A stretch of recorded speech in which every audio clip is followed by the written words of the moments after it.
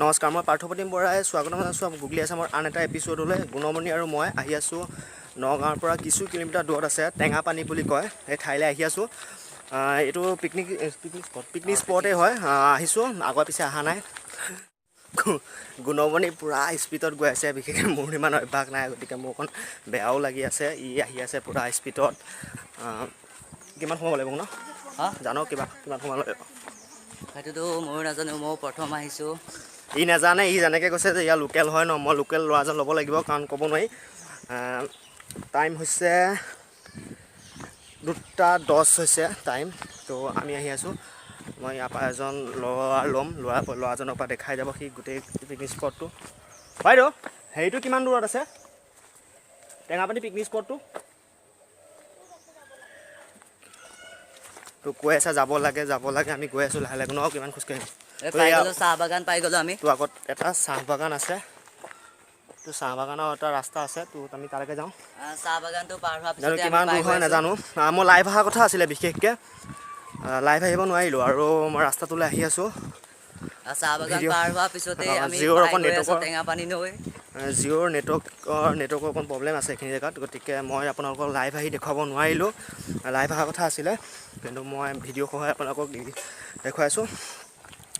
তো পূৰা এটা লেংলেঙীয়া বাট, তো চাহ বাগান এখন পায়হি। তো আমি পাই গ'লোহি পাহাৰটোৰ কাষৰ এখন চাহ বাগান। সেইটো ওপৰত পাহাৰ, তলত চাহ বাগান। তো কিমান দূৰ যাব লাগিব আৰু অলপমান চাহ বাগানৰ বেছি ৰাস্তাটো যাব। দূৰলৈ যাওঁ বুজিছ, চিনাকিটো নহয় ন জেগাডোখৰ। আৰু নাযাওঁ বুলি ভাবিছোঁ, বিশেষকৈ আৰু আগলৈ নাযাওঁ, কাৰণ বিশেষকৈ মই ইয়াৰ কোনো লগৰ স্থানীয় বাসিন্দাও লগত লৈ লোৱা নাই। আগলৈ যাবলৈ বেয়া লাগিছে, কিবা এটা কিয় বেয়া লাগিছে এইটো পিছৰ কথা। বিশেষকৈ ঠাইখনত মই নতুন, আৰু দুয়োজন যাবলৈ বেয়া লাগিল, গতিকে আমি নাযাওঁ। চাহ বাগানখন এইখিনিৰ পৰা ওচৰা-ওচৰি। মই চাহ বাগানৰ কিছু দৃশ্যাংশ আপোনালোকক দেখাই আছোঁ। নগাঁৱৰ অকণমান আহিলেই আচলতে প্ৰায় 25 টকা ভাড়া লয়। সেইখিনি আমি কি বুলি কয় জেগাডোখৰ? এই জেগাডোখৰ নাম হ'ল যমুনামুখ টেঙাপানী। নহয়, আমি গাড়ীত উঠিছিলোঁ। কামপুৰ। আচ্ছা।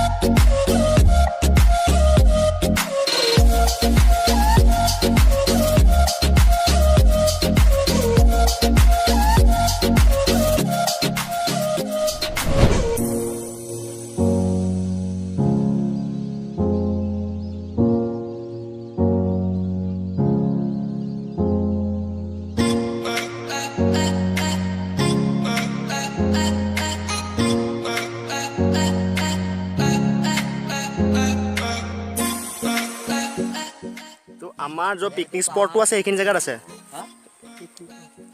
তো আমাৰ এই পিকনিক স্পটটো তাত আছে। হয়, তাত আছে। ইফালে নাই কোনো চাহপাত বাগান নাই ন?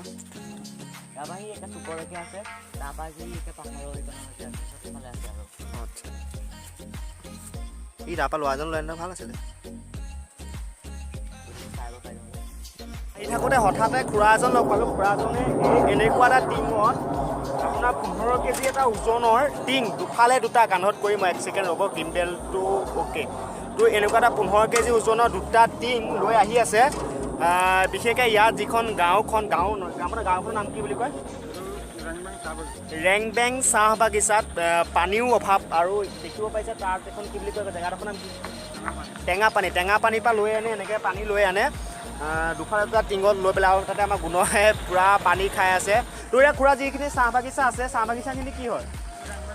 ৰেংবেং চাহ বাগিচা। এনেই মানে আপোনালোকৰ খেতি হয়নে নে ইয়াৰ এক্সট্ৰা মালিক আছে? তো ইয়াৰ মালিক আছে এক্সট্ৰা। আপোনালোক ইয়াত কাম কৰে ন?